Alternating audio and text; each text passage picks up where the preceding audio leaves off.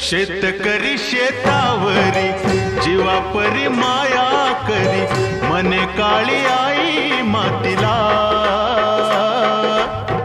आनंदाने काळी आई भरभरून त्याला दे, डोईवर हात धरिला.